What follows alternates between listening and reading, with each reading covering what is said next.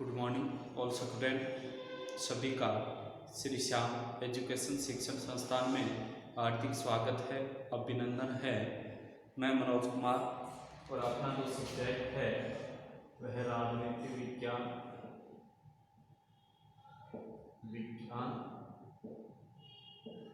और अपनी जो क्लास रहेगी आपसे पूछ ले वह बीए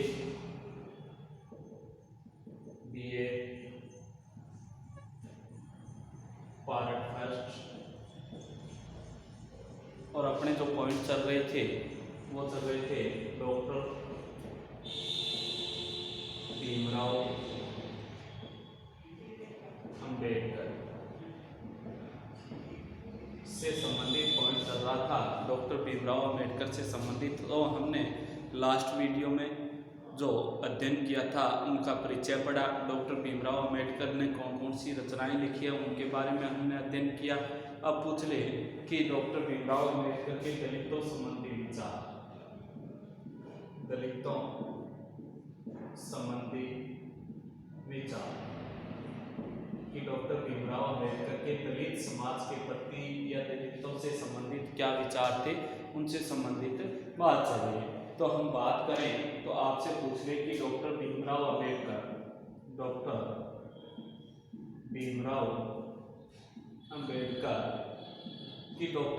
अंबेडकर वैसे तो बुकों से प्रेम करते थे, किताबों से प्रेम करते थे। अध्ययन इनका था वो था पुस्तकों के प्रति मन था, लेकिन जब इन्होंने पुस्तकों के प्रति जो मन है लगाव डॉक्टर भीमराव अंबेडकर का था, दिन प्रतिदिन जब इनको पता चला कि दलितों का अपमान हो रहा है तो दलितों का अपमान को दूर करने के लिए इन्होंने राजनीति में प्रवेश किया। कि दलितों के अपमान के कारण राजनीति में प्रवेश लेते हैं, दलितों को स्थान दिलाने के लिए प्रमुख क्षेत्र दिलाने के लिए इन्होंने राजनीति में प्रवेश किया था और दलितों से संबंधित विचार किए थे। पहला दिया था दलितों के जीवन में प्रवृत्तियों में सुधार। क्या दिया था भाई, आपसे पूछ ले कि दलितों के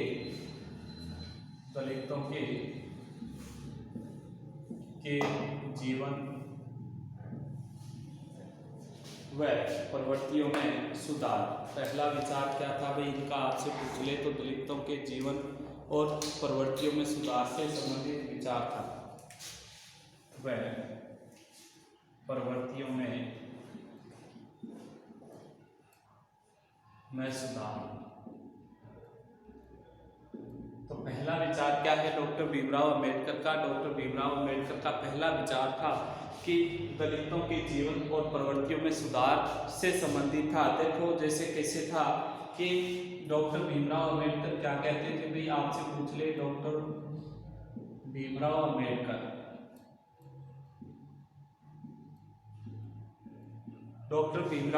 कहते थे कि दलितों का कमजोर होने का कारण वे खुद है।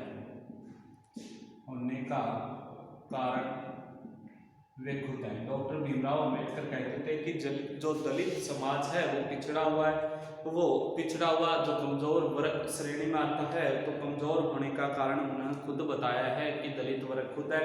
किस प्रकार से है कि उनमें बुरी आदतें हैं। कमजोर किस प्रकार से है? डॉक्टर भीमराव अंबेडकर कहते हैं कि उनमें बुरी आदतें हैं, बुरी प्रवृत्तियां हैं।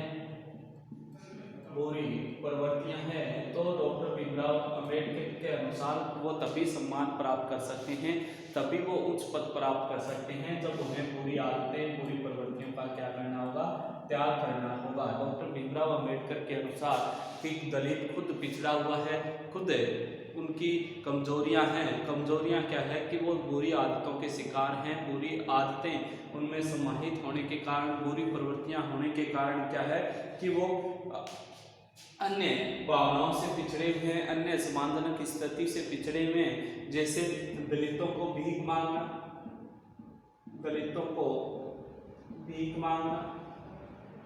डॉक्टर भीमराव अंबेडकर कहते हैं कि किस कारण पिछड़े हुए कि दलितों को भीख मांगना, या बात करें झूठ बोलना,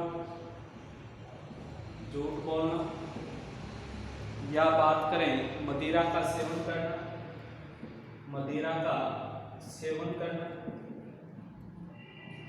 या बात करें आपसे पूछ ले मांस खाना, ये सभी को छोड़ना होगा, त्याग करना होगा, तभी दलित है वो अपना उत्थान कर सकता है, प्रगति कर सकता है, अन्यथा नहीं कर सकता। तो डॉक्टर भीमराव अम्बेडकर क्या कहते हैं कि दलितों के जीवन व प्रवृत्तियों में सुधार आवश्यक है, तभी वह खुद क्या है प्रगति कर सकते हैं, अन्यथा वो खुद ही क्या है कमजोरी बने हुए हैं। किस प्रकार से बने हुए हैं कि बुरी आदतें, बुरी प्रवृत्तियां उनमें, जैसे भीख मांगना, झूठ बोलना, मदिरा का सेवन करना, मांस खाना, ये उनकी बुरी प्रवृत्तियां, बुरी आदतें हैं। उन बुरी आदतों को जब वो त्याग करेंगे, छोड़ेंगे, तभी वो अपना विकास कर सकते हैं, अन्यथा अपना विकास नहीं कर सकते। दूसरा उन्होंने कहा था दलितों को संगठित करना। दूसरा उन्होंने दलितों से संबंधित विचार क्या किया था, आपसे पूछ ले तो दलितों को संगठित करना, दलितों को संगठित करना। 2 नंबर जो विचार है वो मुख्य क्या है, दलितों को संगठित करना। कि कहने का मतलब है कि पिछड़े हुए लोगों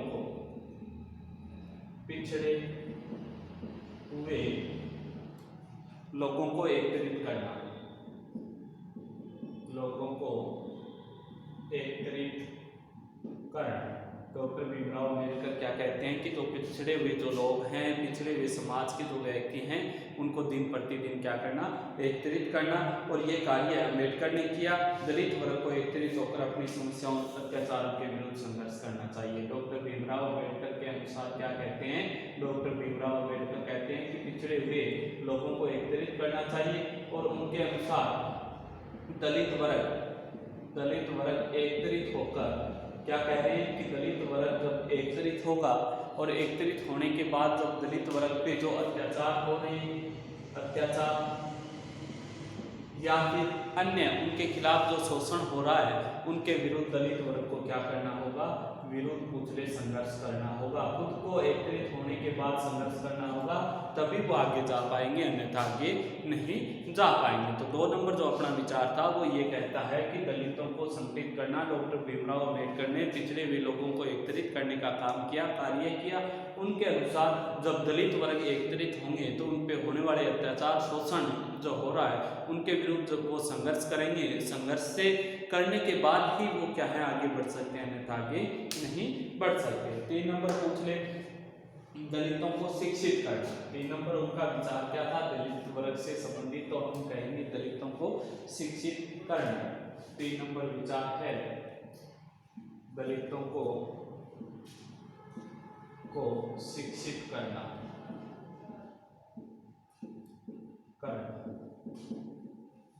3 नंबर डॉक्टर भीमराव अम्बेडकर का क्या विचार था, 3 नंबर उन्होंने कहा था कि दलित वर्ग को क्या करना है, शिक्षित करना। तो शिक्षा से संबंधित उन्होंने कहा था कि जो पिछड़े हुए वर्ग हैं, दलित जो लोग हैं, दलित समाज या दलित समूह हैं, तो क्या कहते हैं कि दलित समाज या दलित समूह हैं को शिक्षा प्राप्त करने का महत्व दिया। क्या प्राप्त करेंगे वो, शिक्षा को प्राप्त करें, शिक्षा को बढ़ावा दें। उन्होंने कहा था कि दलित वर्ग के बालकों को शिक्षा मिलनी चाहिए। क्या कहा था भाई, दलित जो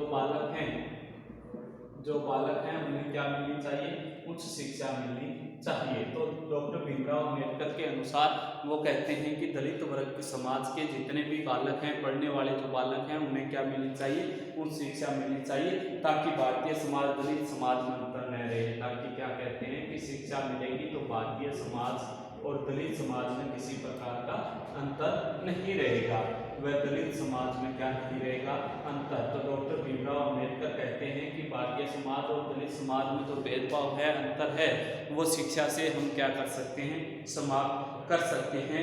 और दलित वर्ग की शिक्षा के कारण ही, दलितों की शिक्षा के कारण ही भारत देश विकास कर सकता है। क्या कहते हैं कि जब दलित पढ़ेंगे लिखेंगे तभी क्या है भारत देश अपना विकास करेगा, अन्यथा भारत देश भी अपना क्या नहीं कर सकता, विकास नहीं कर सकता। तो क्या कह रहे हैं, शिक्षा से संबंधित पूछ ले कि दलित समाज के लिए शिक्षा के प्रावधान को लागू करने की कोशिश की। क्या कह रहे हैं कि दलित का बालक जब शिक्षा प्राप्त करेगा तभी तो वह भारतीय समाज और दलित समाज का जो अंतर है उसे समाप्त कर पाएगा। और जब ये अंतर समाप्त हो जाएगा तो दलितों को जब शिक्षा मिलनी प्रारंभ हो जाएगी तो भारतीय जो देश है, भारत जो देश है, वो दिन प्रतिदिन अपना विकास अपने आप पे कर लेगा। 4 नंबर पूछ ले, दलितों के अलग प्रतिनिधित्व से संबंधित विचार किया था इन्होंने। क्या किया था भाई? दलितों का अलग प्रतिनिधित्व है, दलितों का अलग प्रतिनिधित्व है, प्रतिनिधित्व। 4 नंबर विचार है जो क्या देते हैं, डॉक्टर भीमराव अंबेडकर कि दलित वर्ग को राजनीति में प्रवेश दिलाना चाहते थे। क्या चाहते थे भाई? डॉक्टर भीमराव अंबेडकर, आपसे पूछ ले कि डॉक्टर भीमराव अंबेडकर दलित वर्ग को राजनीति में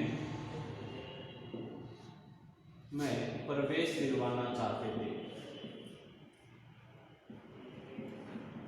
कि जो दलित वर्ग है, दलित समूह है, वो राजनीति में क्या चाहते थे? प्रवेश दिलाना चाहते थे। इस कारण 1932 इसी कारण 1932 के अंदर डॉक्टर भीमराव अंबेडकर क्या करते हैं कि 1932 में गांधी जी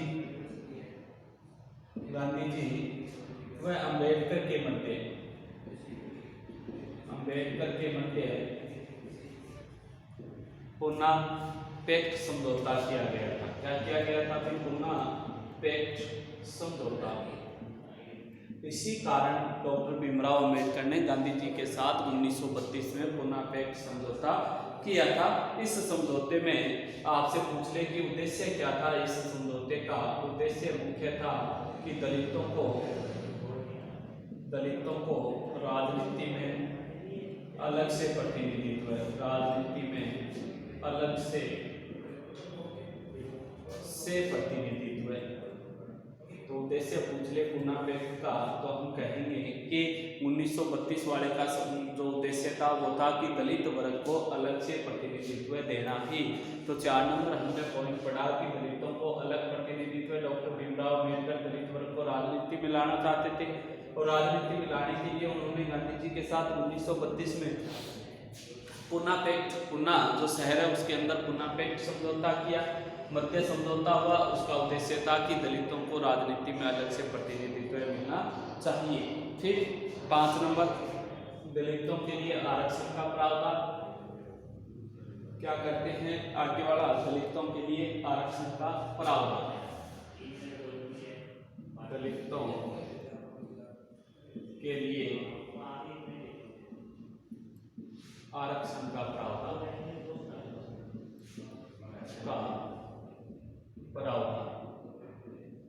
कि जो दलित समाज है उस समाज के लिए, दलित समाज के लिए उन्होंने दलित वर्ग के लिए पूछ ले कि सुधारने के लिए, स्थिति के लिए, कि डॉक्टर भीमराव अंबेडकर ने क्या किया था भाई?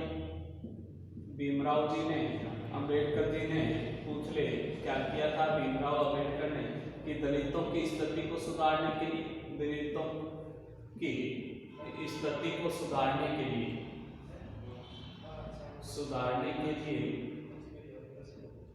आरक्षण व्यवस्था का प्रावधान किया। आरक्षण व्यवस्था का प्रावधान कि दलित वर्ग की स्थिति को सुधारने के लिए डॉक्टर भीमराव अंबेडकर ने क्या किया? आरक्षण व्यवस्था का प्रावधान किया था, जिसके कारण दलित सामाजिक आर्थिक आरक्षण के कारण, जिसके कारण या आरक्षण के कारण दलित आर्थिक, सामाजिक, राजनीतिक,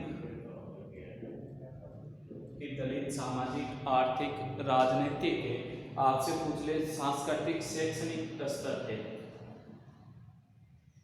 सांस्कृतिक और शैक्षणिक स्तरों पर लागू किया।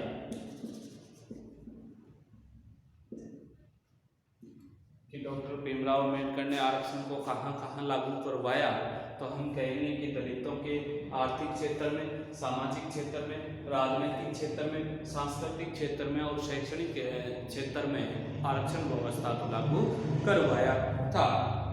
6 नंबर पूछ ले, महिलाओं की स्थिति सुधारने का प्रयास। दलितों से संबंधित जो 6 नंबर इन्होंने जो विचार दिया था वो हम कहेंगे महिलाओं की स्थिति सुधारने का प्रयास। महिलाओं की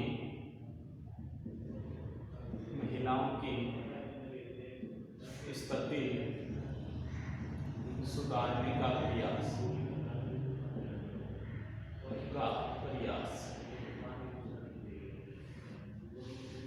कि महिलाओं की स्थिति को सुधारने का प्रयास भी डॉक्टर भीमराव अंबेडकर ने किया। जैसे क्या किया, देखो सुधारने के लिए अनेक प्रयास किए थे। उनका कहना था, डॉक्टर भीमराव अंबेडकर का क्या कहना था, डॉक्टर अंबेडकर का कि महिलाओं की स्थिति को सुधारने के लिए प्रयास किया था।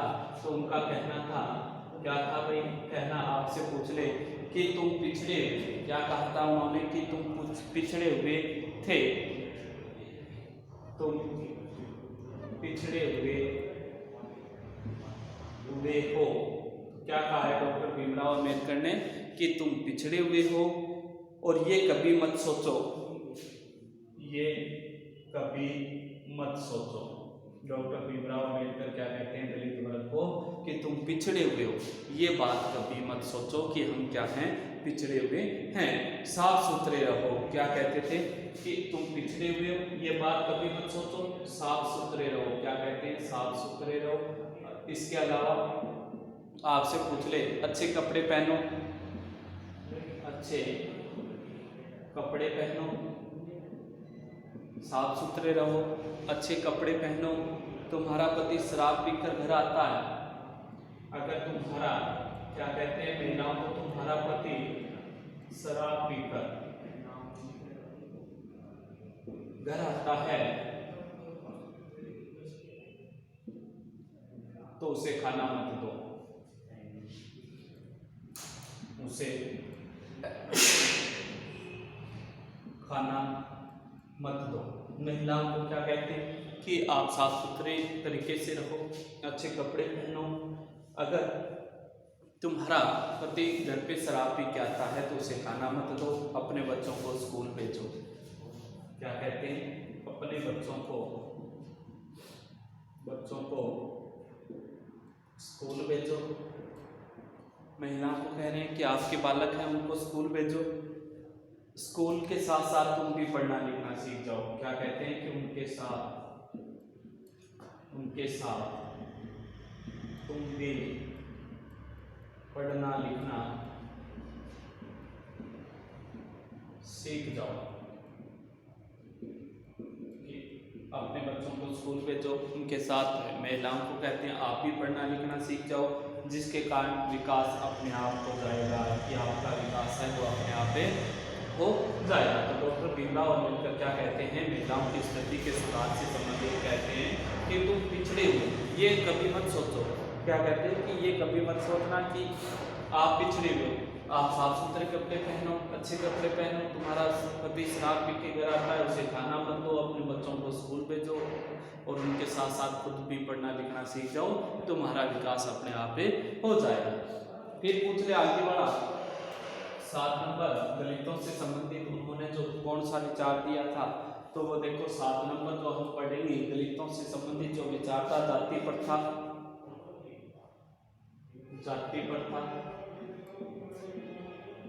व हिंदू समाज की परंपराओं का विरोध। हिंदू समाज की परंपराओं का विरोध।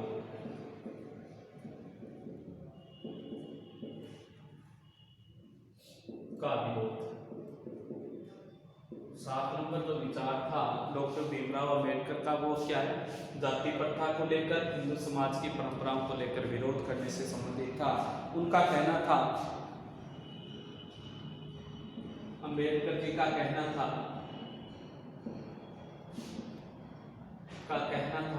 क्या कहते थे कि जो जाति प्रथाएं हैं, जाति प्रथा या फिर हिंदू समाज की परंपराएं, जाति प्रथा और हिंदू समाज की परंपराएं खोखली परंपराएं हैं। क्या कह रहे हैं कि खोखली परंपराएं हैं। कौन कहते हैं, परंपराएं, खोखली परंपराएं डॉक्टर भीमराव अम्बेडकर कहते हैं कि हिंदू समाज की और जाति प्रथा दिखावा है और कुछ नहीं है, और वह मानवता के लिए घातक है। क्या कहा है भाई? मानवता के लिए क्या है? मानवता के लिए घातक।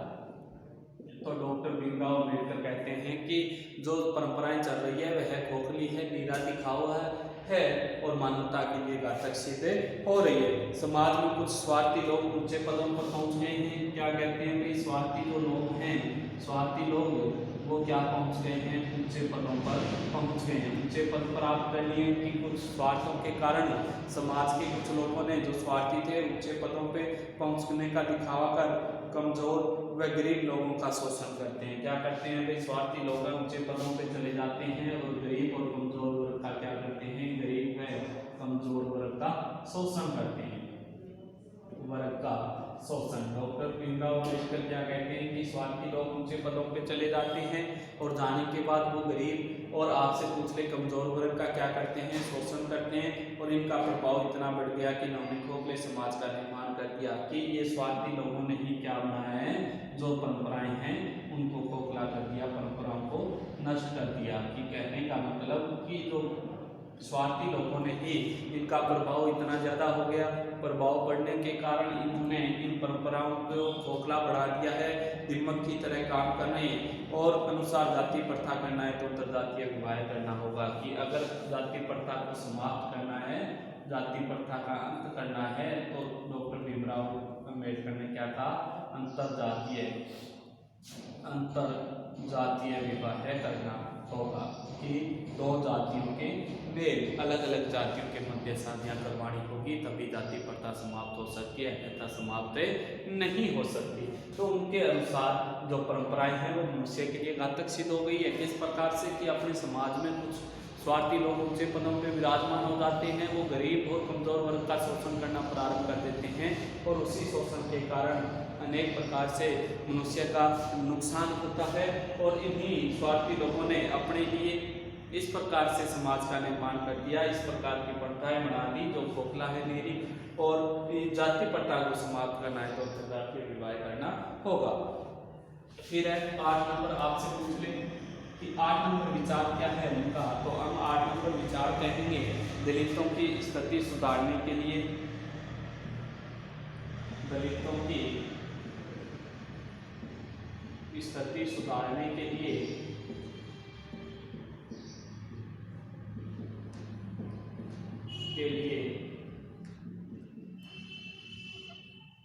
कानूनी प्रयास,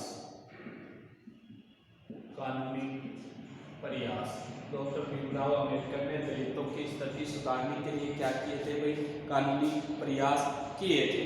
क्या किए थे? उन्होंने कहा था कि दलितों का विकास करना है, दलितों का विकास करना है। उनके अनुसार, डॉक्टर भीमराव अम्बेडकर के अनुसार क्या कहना है कि दलितों का विकास करना है तो कानूनी प्रयास करना होगा। क्या करना होगा भाई?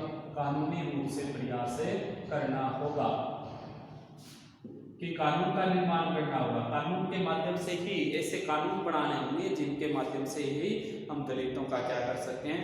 विकास कर सकते हैं। इसलिए इन्होंने अनुच्छेद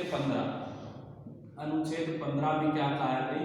जाति, वर्ण, लिंग, धर्म, जन्म स्थान के आधार पर भेदभाव का निषेध। इसीलिए अनुच्छेद 15 का निषेध, इसीलिए इन्होंने अनुच्छेद 15 को लागू करवाया था कि चाहे वो दलित हो, उच्च वर्ग हो, वो जाति के आधार पे, रंग के आधार पे, महिला पुरुष के आधार पे, धर्म के नाम पे और जन्म स्थान के नाम पे क्या नहीं कर सके? भेदभाव नहीं कर सके। इसके लिए आगे पूछ ले कि अनुच्छेद 16 में जो हम पढ़ते हैं कि सरकारी नौकरियों में समानता के अवसर जो हमें दिया है, मौलिक अधिकार के अवसर में दलित वर्ग को आरक्षण की व्यवस्था लागू की है। क्या की है भाई? आरक्षण की व्यवस्था लागू की है, दलित वर्ग के लिए कानून बनाया ताकि वो क्या है?